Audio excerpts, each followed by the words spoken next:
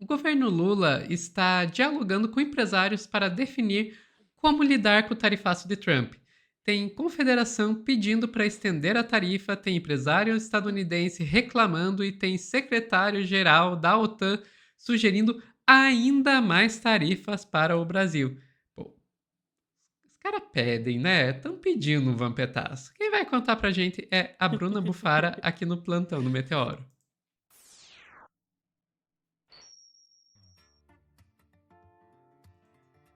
Deixando bem claro para não brigarem com a Bruna, quem teve a ideia do vampetaço fui eu, tá? Só Vampetaço pro merece, secretário-geral da merece. OTAN.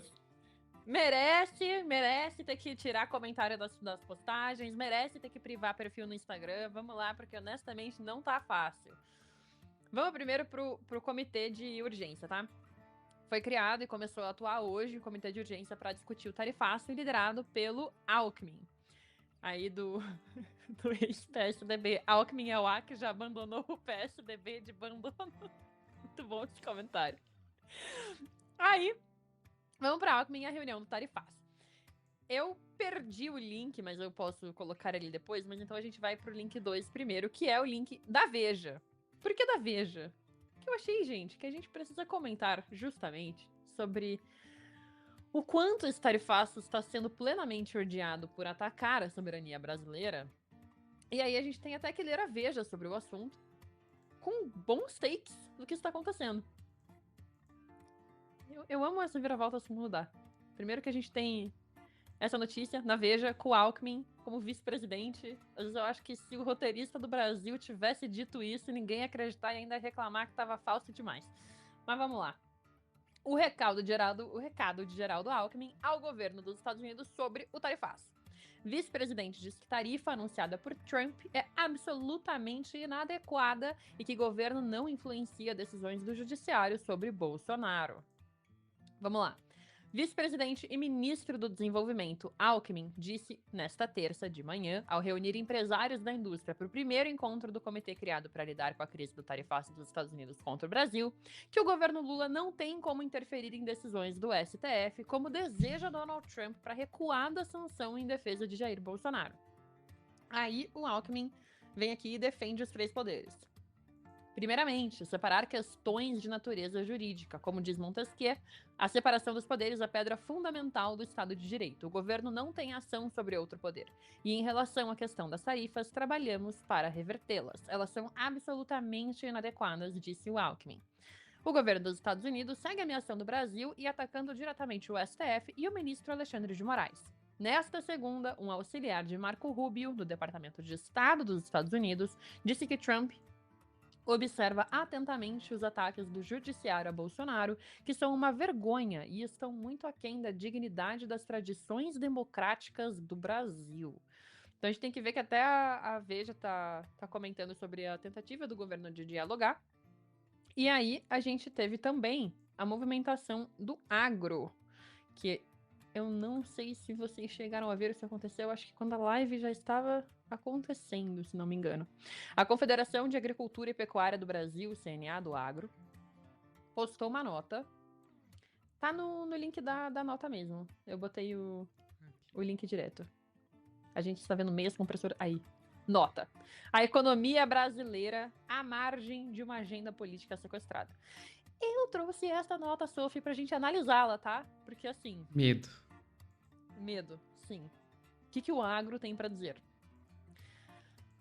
A Confederação da Agricultura e Pecuária do Brasil manifesta sua preocupação com o cenário atual, em que, enquanto o Brasil real tenta recuperar a sua economia, atrair investimentos, abrir mercados e gerar empregos, a política nacional insiste em girar em torno de uma pauta estéril, paralisante, marcada por radicalismos ideológicos e antinacionais.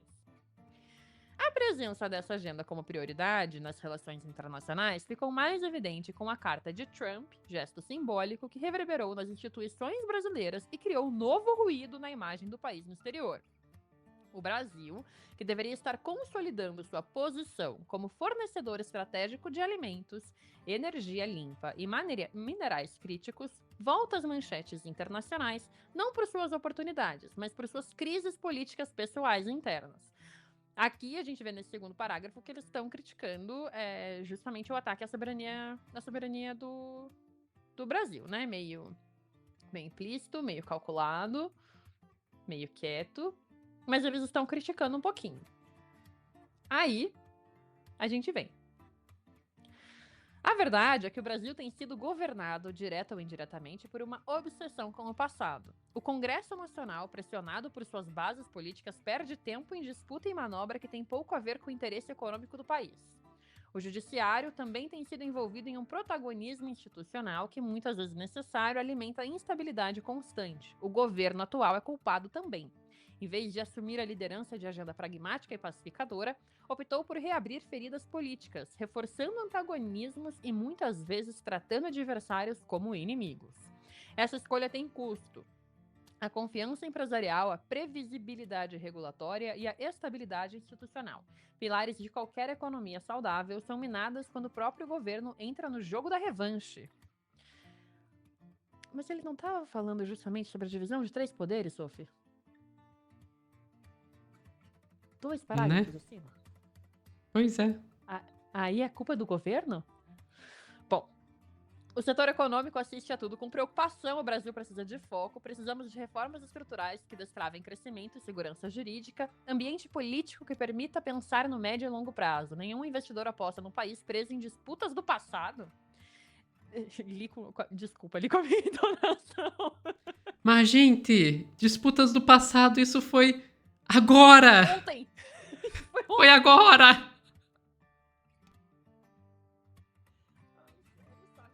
Eu entenderia se eles ainda estivessem criticando, sei lá, se a gente estivesse revendo. Se a gente estivesse revendo, por exemplo, o punitivismo de militares de 64 que foram anistiados, entendeu? Eu compreenderia, daria razão? Não. Mas assim, eu conseguiria entender o lado deles. Mas no caso de falar que isso aqui é coisa do passado, gente, é quando esse governo entrou no poder. É esse governo que é um governo de transição, que é um governo que não está conseguindo governar, porque está sequestrado por um Congresso que só pensa nas suas próprias emendas, que não consegue governar. É um governo que tenta fazer o jogo completamente amplo, completamente de centro, para agradar a economia, para agradar os economistas. E aí eles fecham. É preciso que alguém diga o óbvio. A economia não pode continuar sendo refém de narrativas políticas que alimentam extremos e paralisam decisões. O Brasil precisa voltar a olhar para frente. Isso exige maturidade de todos os lados. A política precisa corrigir essa grave crise. A minha pergunta para essa carta do agro é: economia é ou não é político? É político, não existe separação entre economia e política. Não existe separação entre economia e política. Gente, não tem como, não tem. Não. Honestamente, a coisa mais política fora a política é a economia. Tem jornalismo ali no meio, mas economia. Eu diria que tudo que o ser humano faz tem política, né? A arte, a ciência, tudo. Mas a economia, concordo. A economia principalmente, porque... Vamos lá, política é o quê, em última instância? Política é disputa de interesses. A política é basicamente isso, disputa de interesses. Existe algo que possa gerar mais disputa de interesses do que a economia? Do que dinheiro? Do que dinheiro? Dinheiro! Dinheiro, gente. Primeiro que a gente tem Recursos, outra né? discussão. E tem outra discussão inteira aí, né? Porque o Brasil exporta café verde, porque o Brasil exporta laranja. E a gente tem aquela discussão de sempre, que é por que só exporta a laranja sem ser processada? Por que só exporta o café verde, né? Por que o Brasil não exporta essas coisas já processadas? Por que a gente tem esse déficit dentro da nossa própria indústria? Tem diversas questões aqui dentro. Mas assim, o que essa nota é justamente para mim essa nota representa muito o agro brasileiro, tá? Que é a gente tá com a direita, a gente tá com o Bolsonaro, mas a gente não pode falar isso porque eles estão atacando a soberania nacional. Para mim é basicamente isso, assim, a gente vai fazer aqui uma nota para manifestar que a gente não tá feliz e a gente vai culpar o Lula. É isso. Uhum. Não, e o pior, né? Porque daí a gente tem o Alckmin tentando fazer essas negociações. A gente tem também o Tarcísio de Freitas na mesma hora. O Tarcísio lançou essa, gente. Não tava nem na agenda dele hoje. E ele botou na agenda dele pra tentar negociar o tarifaço, porque ele tem essa, né? Que ele pisca. Toda vez que ele pisca, ele não sabe se ele abre o olho e ele é candidato a presidente ou se ele é governador. Então ele tem esse switch mental dele aí que tá um pouco em curto, que ele não sabe o que ele tem que fazer. E aí ele estava em reunião também para discutir o tarifaço. Mas enquanto tudo isso acontece aqui do Brasil, o que mais a gente tem? O secretário-geral da OTAN, que a gente tem que lembrar, ama o Trump, ama muito o Trump, chamou o Trump de seu daddy. Ele também... Não me lembra disso. Desculpa, a gente tem que lembrar quanto o Ocidente está alinhadíssimo pra gente lembrar que qualquer coisa que seja vista como uma ameaça à soberania estadunidense, neste momento, está sendo vista como algo tenebroso para o mundo como um todo, né? Para o mundo ocidental como um todo. E o secretário-geral da OTAN mandou essa. Ele mandou assim, ó, Brasil pode ser tarifado em 100% por compra de petróleo da Rússia, disse Mark Rutte, secretário-geral da OTAN. Pois é, people. Pois é. Pois é, Sophie. Que dia. Que belo dia para acordar e ser brasileiro. Vamos lá, amigo. Amigo, você realmente acha que você vai conseguir desmontar BRICS com esse tipo de ameaça? Você vai fortalecer o BRICS. Você vai fortalecer, porque quanto mais eles tentarem fazer criar esse tipo de inimizade, mais o grupo vai ficar coeso. Porque o BRICS, ele não é um grupo coeso, vamos deixar claro. O pessoal fala do BRICS como se fosse tudo um bando de amigos. Não é, existe um monte de brigas internas dentro do BRICS. A começar por China e Índia, né? Você conseguir manter China e Índia dentro do mesmo grupo, sendo que eles inclusive têm disputas territoriais. Vamos lembrar disso? Uhum. Não é uma coisa fácil. E o histórico de China e Rússia também não é exatamente o mais amigável. Amigável. É.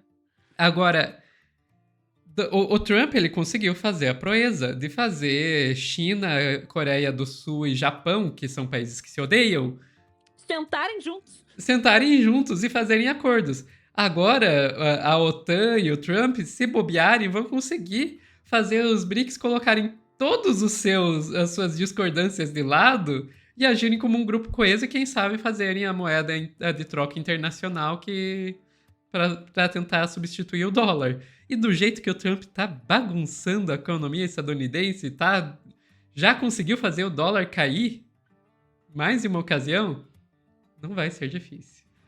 Continua, Trump. Continua. Continua, Tan. Continua. O que ele está fazendo é ressaltando narrativas anti-ocidentais. O que ele faz é justamente o que ele... É o efeito inverso, né? É o tiro pela culatra, realmente. Não tem como usar outra expressão.